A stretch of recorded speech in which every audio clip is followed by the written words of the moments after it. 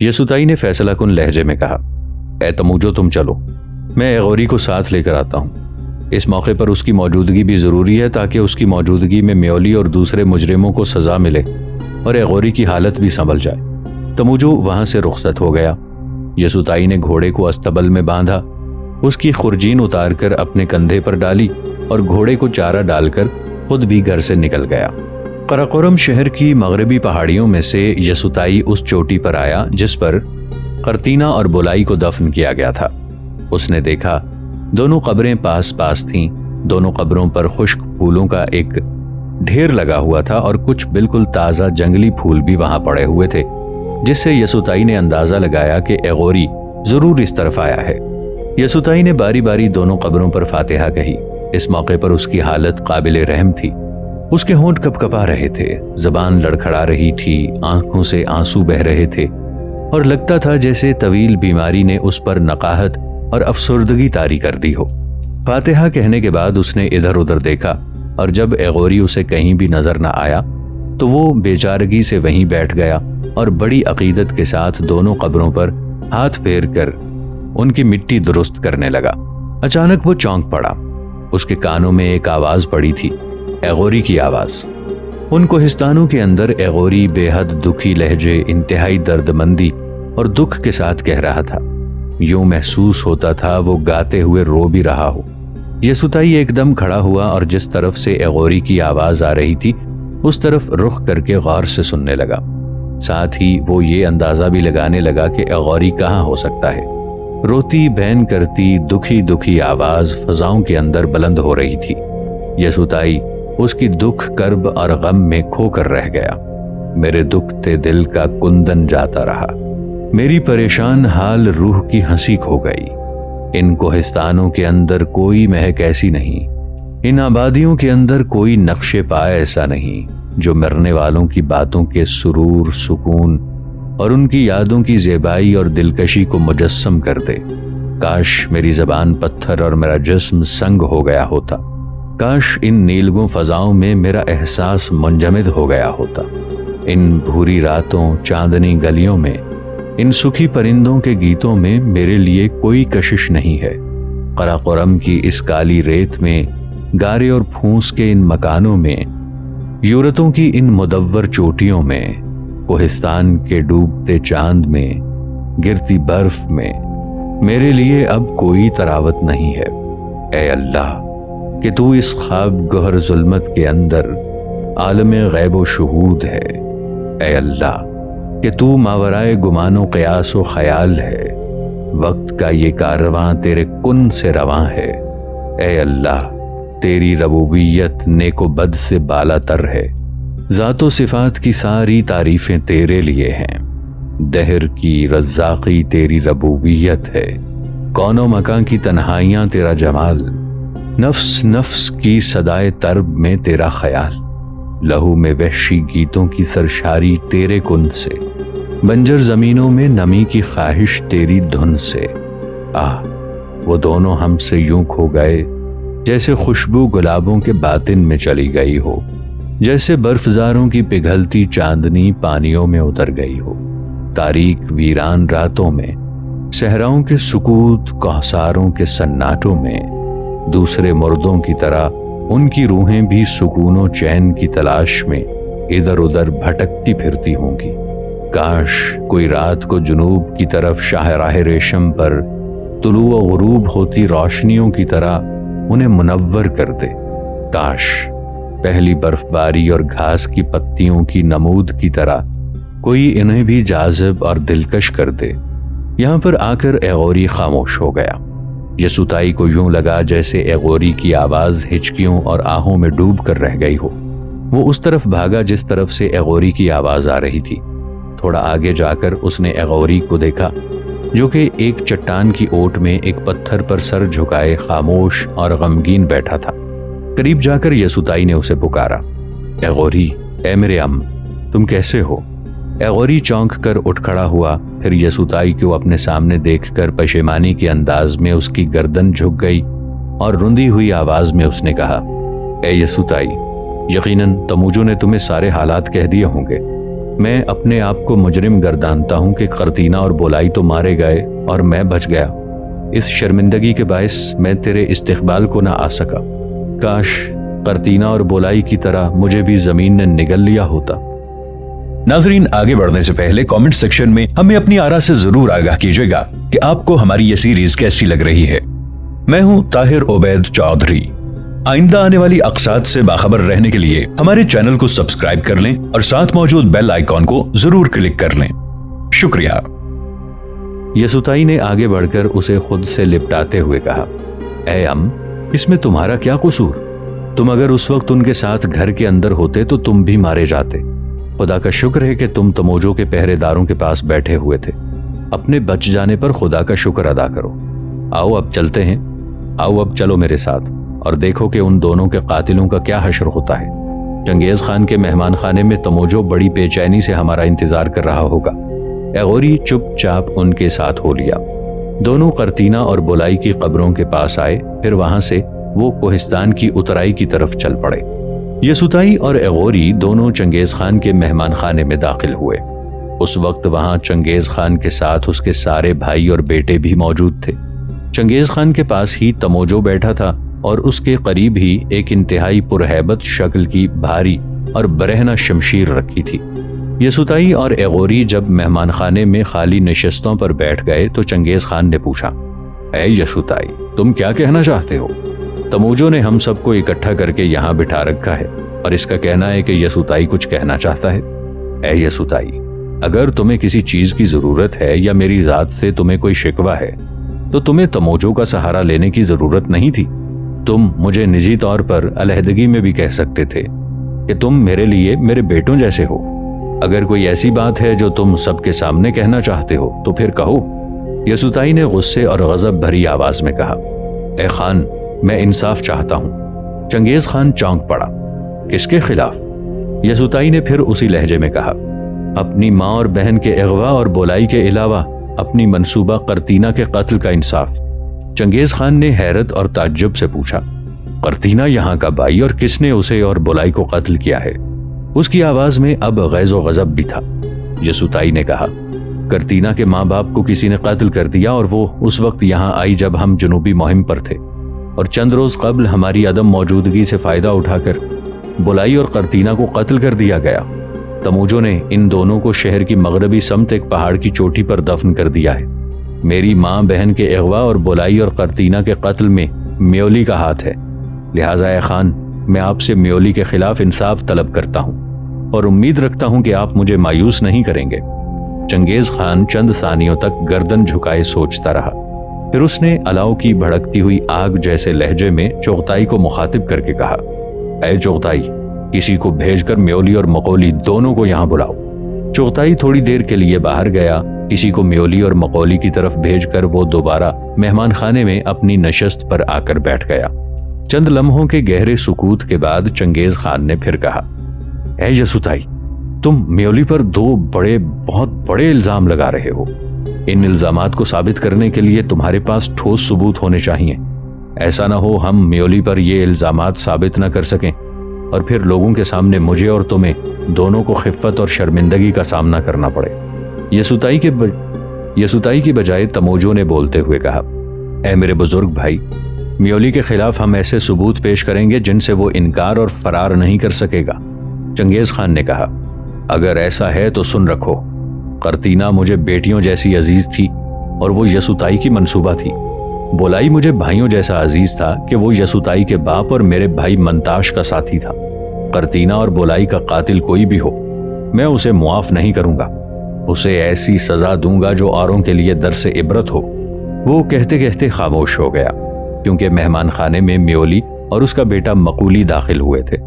जब वो दोनों खाली नशिस्तों पर बैठ गए तो चंगेज खान ने गुस्से और रोब की मिली जुली आवाज में म्योली को मुखातिब करके बुलंद आवाज में पूछा, ऐ म्योली, यसुताई तुम पर इल्जाम लगाता है कि तुम इसकी माँ और बहन के अगवा के अलावा बोलाई और कर्तीना के कत्ल में भी मुलव्वस हो। इसके लगाए हुए इन इल्जामात के जवाब में तुम क्या कहोगे? म्योली के बोलने से कबल ही मकूली ने हैरत और ताज्जुब से पूछ लिया, बोलाई कब कत्ल हो गया और यसुताई की मंसूबा कब यहाँ आई और कैसे उन्हें मार दिया गया? चंगेज खान ने कहा, वो बेचारी उस वक्त यहाँ आई जब हम जनूबी मुहिम पर थे। हमारी गैर मौजूदगी में ही उसे और बोलाई को कत्ल कर दिया गया। मकूली ने इस बार यसुताई की तरफ देखते हुए नरमी और हमदर्दी से कहा, ए यसुताई, मुझे बोलाई और तुम्हारी मंसूबा के मरने का दुख है। बोगदू की कसम, इस वारदात में मेरे मुलव्वस होने का सवाल ही पैदा नहीं होता। हाँ, देखिए मेरा बाप इन इल्जामात के जवाब में क्या कहता है जो इस पर लगाए जा रहे हैं। मकूली जब खामोश हुआ तो म्योली ने एक बार मेहमान खाने में बैठे सब लोगों का जायजा लिया, फिर गूंजदार आवाज में कहा, ए खान, आपका भाई तमोजो और यसुताई दोनों मिलकर मुझ पर जो इल्जाम आयद कर रहे हैं उनमें हकीकत कोई नहीं है। यसुताई को मुझसे पुरखाश है कि मैं अपने बेटे मकूली से उसका मुकाबला कराता रहा हूं। गो ये इस मुकाबले को जीतता रहा है, फिर भी ऐसा मुकाबला कराने में भी इसकी नापसंदीदगी शामिल है। रहा तमोजो, तो ये चूंकि यसुताई के बाप मंताश की मौत के बाद यसुताई की परवरिश करता रहा है, इसलिए इसे यसुताई से मोहब्बत और हमदर्दी है, और इसी हमदर्दी की बिना पर यह इस काम में यसुताई का साथ दे रहा है। तमोजो ने उसकी बात काटते हुए कहा, ए म्योली, झूठ और दरोग गोई से काम न लो। अभी तो तुम पर सिर्फ 2 ही इल्जाम लगाए गए हैं। तीसरा इल्जाम यह है कि यसुताई के बाप के कत्ल में भी तुम शरीक हो। और सुनो, मैं यूं ही हमदर्दी के तहत यसुताई के हक में नहीं बोल रहा हूं। ये बात तय है कि जो इल्जामात तुम पर लगाए गए हैं इनमें तुम पूरी तरह मुलव्वस हो। चंगेज खान ने तमोजो को खामोश रहने का इशारा किया, फिर म्योली से पूछा, ए म्योली, अगर इन इल्जामात के लिए सबूत और गवाह खड़े कर दिए जाएं तब? म्योली ने उखड़ती हुई आवाज में कहा, अगर ऐसा कोई सबूत और गवाह है तो ये जरूर लाएं। चंगेज खान ने बारी बारी यसुताई और तमोजो की तरफ सवालिया अंदाज में देखा। वो कुछ कहना चाहता था कि तमोजो ने हाथ फजा में बुलंद किए और ताली बजाई। इस ताली के जवाब में तमोजो के मुहाफिज कर्तीना और बोलाई के 4 कातिलों के अलावा बैताम नामी उस शख्स को भी मेहमान खाने में ले आए, जिसे यसुताई सीनान शहर से उठा लाया था, और उससे सारे अहवाल जानने के बाद उसने उसे तमोजो के पास अमानत के तौर पर रखा हुआ था। उन सबको वहां देखकर म्योली का चेहरा जर्द हो गया। इस दौरान चंगेज खान बड़े गौर और इन्हमाक से म्योली की तरफ देख रहा था। उसी वक्त तमोजो ने बुलंद आवाज में कहा, ये जो 4 जवान हमारे हैं, इन्होंने म्योली के कहने पर कर्तीना और बोलाई को कत्ल किया था, क्योंकि म्योली ने इनको एक बड़ी रकम का लालच देकर ऐसा करने पर मजबूर किया था। और ये जो 5वां जवान है, इसका नाम बेतान है। ये इन लोगों में शामिल था जिन्होंने म्योली के ईमा पर यसुताई की माँ और बहन को अगवा किया था, और जिन लोगों ने यसुताई के बाप को कत्ल किया था वो भी यही लोग हैं। गो यसुताई ने कातिलों के एक बड़े गिरोह को कत्ल कर दिया है, लेकिन इस जवान को हमने अपने पास रख लिया था कि ये बवक्त ज़रूरत बतौर सबूत म्योली के खिलाफ काम आ सके। बेताम नाम का यह जवान पिछले कई माह से मेरे यहाँ असीरी की जिंदगी बसर कर रहा है। तमोजो खामोश हो गया। चंगेज खान ने बेताम को मुखातिब करते हुए पूछा, क्या तुम ऐसे शख्स को जानते हो जिसका नाम म्योली हो? बेताम ने फौरन हाथ से म्योली की तरफ इशारा करते हुए कहा, ये म्योली है। चंगेज खान ने पूछा, तुम म्योली को कैसे जानते हो? बेताम ने जवाब दिया, हम लोग इधर फल फरोख्त करने आया करते थे। म्योली से आशनाई हुई तो इसने हमें जोबानी और इसकी बेटी को अगवा करने की तरगीब दी। हमने जोबानी और उसकी बेटी को अगवा करके टेंकवान शहर के रईस कामूरी के पास पहुंचा दिया। कामूरी उससे शादी करना चाहता था और उसके लिए उसने जोबानी को तरह तरह की तरगीबात दी, लेकिन जोबानी ने साफ इनकार कर दिया। एक अरसे तक जोबानी और उसकी बेटी कामूरी के पास असीरी की जिंदगी बसर करती रही। फिर कामूरी ने जोबानी और उसकी बेटी को सीनान शहर के एक शख्स एहसान के हाथ फरोख्त कर दिया। जोबानी की बेटी को तो एक बूढ़ा मुस्लिम मुबल्लिग अपने साथ ले गया, मगर जोबानी को एहसान ने किसी सौदागर के हाथ फरोख्त कर दिया। अब वो दोनों माँ बेटी किस हाल में हैं मैं नहीं जानता। ताहम मेरे अलावा इस काम में जो लोग मुलव्वस थे उन्हें यसुताई पहले ही कत्ल कर चुका है, या ये कि जोबानी को फरोख्त करने वाला एहसान उसके हाथों से अभी तक बचा होगा।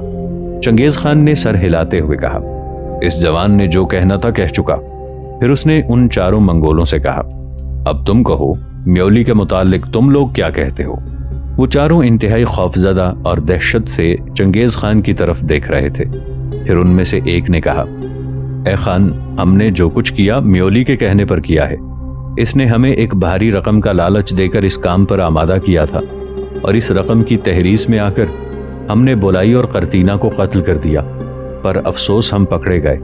اے خان، ہم سے غلطی ہوئی، ہمیں معاف کر دیا جائے۔ میولی نے تو ہمیں ایک بھاری رقم کے عوض یسوتائی کو بھی قتل کر دینے پر آمادہ کرنا چاہا تھا، مگر ہم نے یہ کہہ کر انکار کر دیا کہ یسوتائی ہمارے لشکر کے بہترین ارخونوں میں سے ہے، لہٰذا ہم اسے قتل نہیں کریں گے۔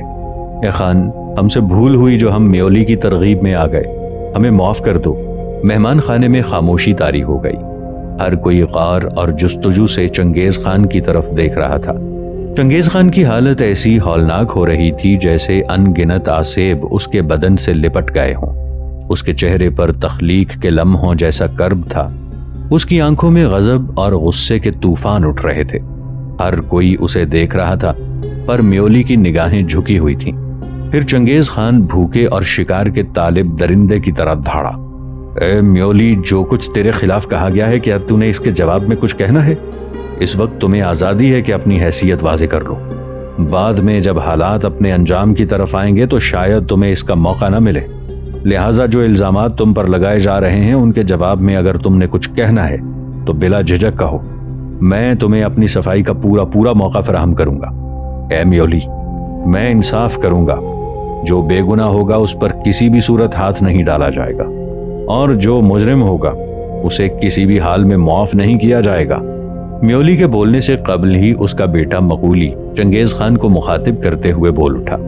اے خان، کیا میں بھی اس سلسلے میں کچھ کہہ سکتا ہوں؟ چنگیز خان نے غور سے اس کی طرف دیکھا اور کہا، اپنے باپ کی سفارش کرنے کے علاوہ تم سب کچھ کہہ سکتے ہو۔ مقولی نے ایک مرتبہ اپنے باپ کی طرف دیکھا اور کہا، میں اپنے باپ کی سفارش کرنے کی بجائے آج ایک ایسے راز سے پردہ اٹھا رہا ہوں جو مسلسل میرے لیے ایک خلش اور کانٹا بنا ہوا ہے۔ میں سمجھتا ہوں کہ آج اس سے نجات پانے کا دن آ گیا ہے۔ اے خان، کچھ عرصہ پہلے سمرقند کا ایک سوداگر اس طرف آیا تھا۔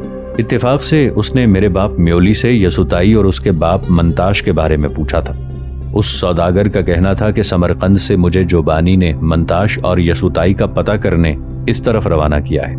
اس نے یہ بھی بتایا تھا کہ جوبانی کو کسی نے سمرقند کے ایک تاجر کے ہاتھ فروخت کر دیا تھا۔ آج کل وہ اس تاجر کے پاس ہی ایک ملازمہ کی حیثیت سے رہتی ہے، اور وہ سوداگر جو اس طرف تجارت کی غرض سے آیا تھا، اس کے ہاتھ جوبانی نے اپنے شوہر اور بیٹے کا پتہ کرایا تھا۔ یسوتائی نے اس موقع پر کہا، اے مقولی، میرے عزیز، کاش تم نے یہ بات مجھے پہلے بتا دی ہوتی تو میں اب تک اپنی ماں کو تلاش کرنے میں کامیاب ہو چکا ہوتا۔ کاش میری ماں اور بہن کے ساتھ ایسا ظلم نہ ہوتا۔ کاش میرا بے گناہ باپ قتل نہ کر دیا جاتا۔ پھر جذبات سے مغلوب ہو کر وہ چلا اٹھا، اے خان، میں میولی کے خلاف آپ سے انصاف چاہتا ہوں۔ اس بات پر چنگیز خان کی حالت پھاڑ کھانے والے درندے کی سی ہو گئی، مگر وہ اپنے آپ کو ضبط میں رکھتے ہوئے بولا، اے مقولی، پھر تمہارے باپ میولی نے جوبانی کے بھیجے ہوئے اس سوداگر کو کیا جواب دیا؟ مقولی نے بے دھڑک جواب دیا، اے خان، میرے باپ نے اس سوداگر سے کہا کہ جوبانی سے کہنا کہ اس کا شوہر منتاش اور اس کا بیٹا یسوتائی دونوں اس کی تلاش میں نکلے تھے، پھر واپس نہیں آئے۔ بعد میں پتہ چلا کہ ان دونوں کو قتل کر دیا گیا ہے۔ اس سوداگر نے بولائی کا بھی پوچھا، لیکن میرے باپ نے کہا کہ بولائی مر چکا ہے، لہٰذا وہ سوداگر ایک طرح سے مایوس ہو کر واپس لوٹ گیا۔ اے خان، میرے باپ کی یہ حرکت میرے دل میں پھانس سی بنی ہوئی تھی۔ میں اکثر سوچا کرتا تھا کہ جب یسوتائی اور بولائی دونوں ہی زندہ ہیں تو پھر میرا باپ ان دونوں کو مردہ کیوں قرار دے رہا تھا؟ اب یہ بات میری سمجھ میں آئی ہے کہ اصل معاملہ کیا ہے۔ مقولی خاموش ہو گیا۔ تب چنگیز خان میولی کو مخاطب کرتے ہوئے درندے کی طرح دہڑا، اے میولی، تمہارا جرم ثابت ہو چکا ہے، تم گنہگار اور مجرم ہو۔ تم نے بولائی اور قرطینہ کو قتل کرایا، تم نے جوبانی اور اس کی بیٹی کو اغوا کرایا، جبکہ تم جانتے تھے کہ جوبانی کو میں اپنی بہن سمجھتا تھا۔ تم منتاش کے قتل میں بھی ملوث ہو، اور تمہیں علم تھا کہ منتاش کو میں اپنا بھائی جانتا ہوں، اور تمہیں علم تھا کہ منتاش کو میں اپنا بھائی جانتا تھا۔ اے میولی، میں تجھے اس اجنبی بیتام اور قرطینہ اور بولائی کے قتل میں ملوث ان چاروں جوانوں کے سر قلم کرنے کی سزا دیتا ہوں۔ تموجو نے کہا، اے میرے بھائی، کیا ایسا ممکن نہیں کہ ان 6 کے سر میں کاٹوں اور یہ سارا معاملہ عام لوگوں کی موجودگی میں ہو، تاکہ دوسرے لوگ عبرت پکڑیں اور آئندہ کوئی ایسی حرکت نہ کرے؟ چنگیز خان نے بھاری اور روبدار آواز میں کہا، ہاں تموجو، ان سب کے سر تم ہی قلم کرو گے اور انہیں سزا عام لوگوں کی موجودگی میں دی جائے گی تاکہ یہ اوروں کے لیے درس آمیزی اور عبرت خیزی کا سبب بن جائیں۔